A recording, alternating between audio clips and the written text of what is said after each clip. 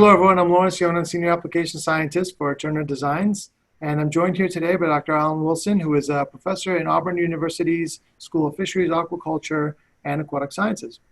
Dr. Wilson received his PhD in Applied Biology in 2006 and began as assistant professor in 2007 at Auburn University. With a huge list of accomplishments and publications, which I fear we'll hardly have time to cover, I will note that Dr. Wilson is more focused on HABs these days. Please feel free to correct me if I'm wrong, sir.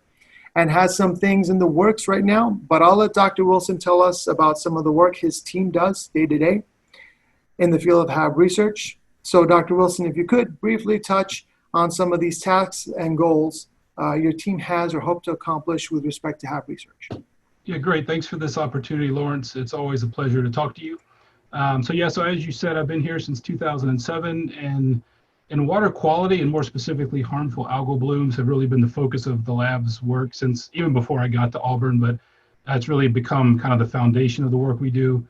We study these events in many different systems, from drinking water reservoirs to recreational reservoirs, and we're spending a lot more time studying aquaculture systems that are really productive.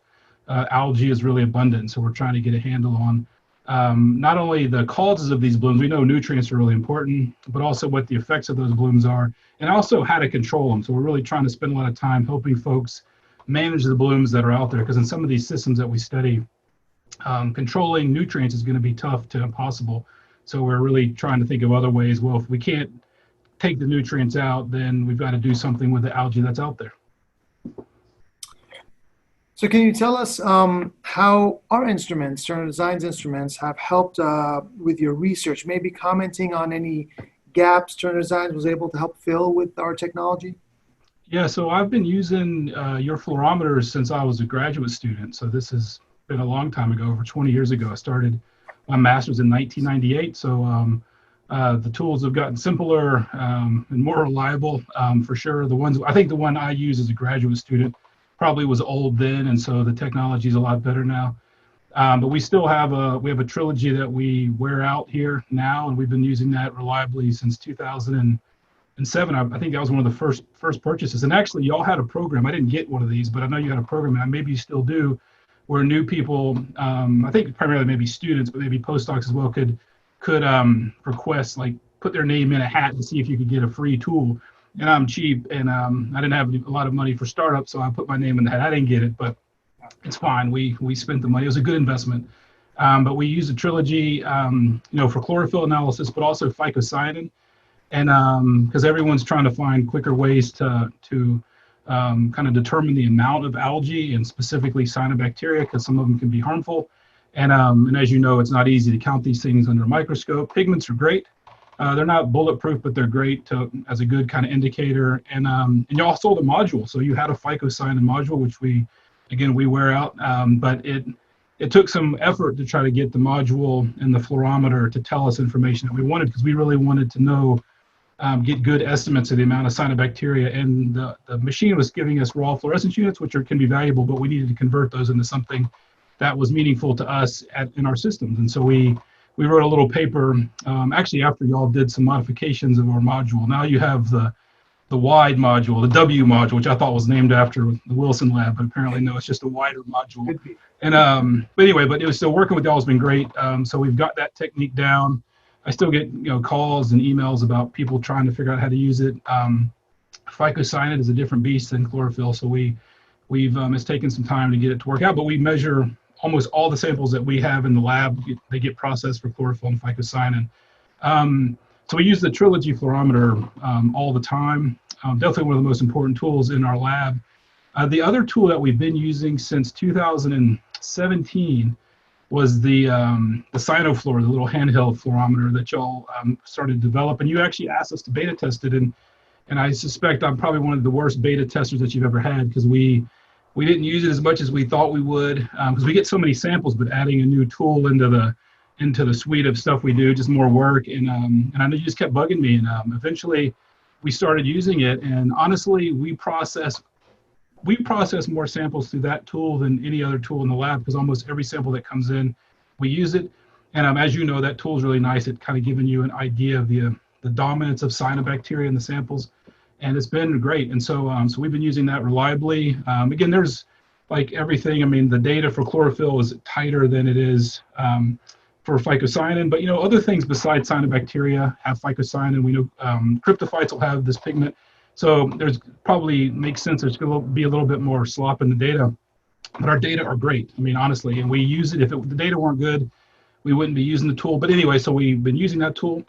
And just recently, I bought 4 more through a new project to basically share with some of our colleagues who, aquaculture farmers who have hundreds of ponds. They manage, their livelihood is in those ponds. And we are so kind of, we value the data we get from these tools because a lot of times the farmers will go treat ponds because they're green. And honestly, up until like May between October and May, the ponds are pretty green. And I beg them, I was like, the algae is good. Leave the algae alone. But the green ponds are just indicative. They're just kind of a history there. If they're green, you treat them. And I'm like, with this tool, you'll know when the cyanobacteria are dominant. So I've just given these tools out to our farmer friends. I've got another tool actually back behind me that I'll be delivering next week to another one. And I'm hoping that they'll use them. And again, it took me a while, and this is what I do for a living. So I'm a strong salesperson. I told them, I was like, these are not cheap. I want you to use them. And they say they will, so we'll see. So I said, if they don't use them, then I'm going to come get them and give them to someone who will. So one of my questions related to that was, what do they hope to accomplish with using the tool? They want to just monitor the cyanobacteria that's in their water? Yeah, so these ponds, they're growing fish. It's they have high densities of fish. They have to aerate them all, every night, because especially this time of the year, because the abundance of algae is so extreme that you have tons of like super saturation of oxygen during the day, but at night it could be totally depleted of oxygen. So they have to make sure these ponds stay viable for the fish. And so the algae algal blooms are just huge problems out there. And so it's a lot, they're feeding these fish every day. And so there's a lot of nutrient inputs. And so algae are there. So it's hard to get rid of the algae. And so what I'm hoping is that this tool will help them know that, and we know that algae are important. So again, I want to encourage people to not just kill algae because the algae are there, because they have a really important role in these systems. They take up dissolved nutrients that can harm the fish. But some algae are bad. And so we're trying to get them to use these tools as a way to get a sense of, are the algae in my pond harmful or not? And, not all cyanobacteria are bad, but, and it's good to at least be aware. Because honestly, I have tons of data showing that up until May, the algae are abundant, but they're fine. It's like, these are the algae you want in your pond. And some folks, they see the greenness in March or whatever, and they just start treating. And I just think that it's, I just let nature do its thing. And so anyway, I'm trying to help them think about algae as being beyond all algae are bad. And I think it's working. It's taken some time. I've got folks that I trust and they trust me. And so we're working together, and I'm hoping that they'll use these tools. I hope one day I can share some data with you and say, here are data from my farmer friends. And this is when we started using the tool, and this is how they're using it. And these are the kind of results they're seeing. And hopefully their management costs will go down. Hopefully they'll see better water quality, better fish production. Hopefully it's a win-win-win for everybody.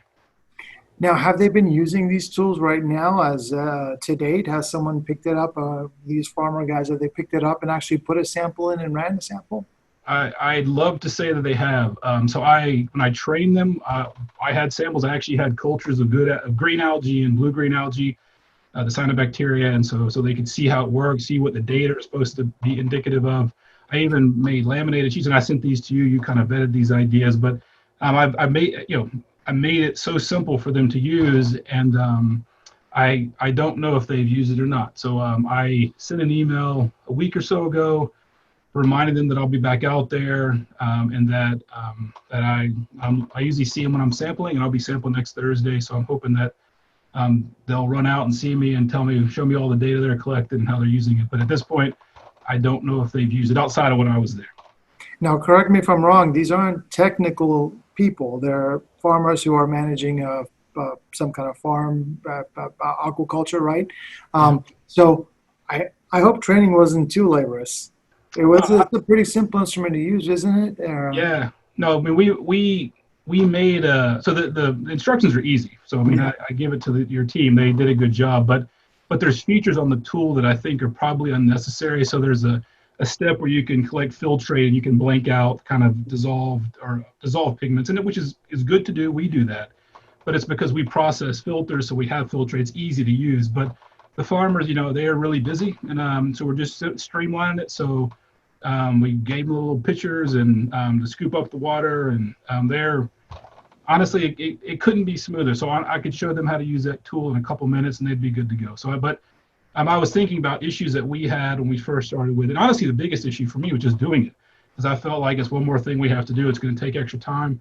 But my students, when we have samples come in, there's someone who's on that tool. They're doing other stuff, but samples they come in, and there's someone taking measurements with the CyanoFluor. So I'm a cheap guy. I don't like to spend money, but we beat that tool up, and we love every second of it.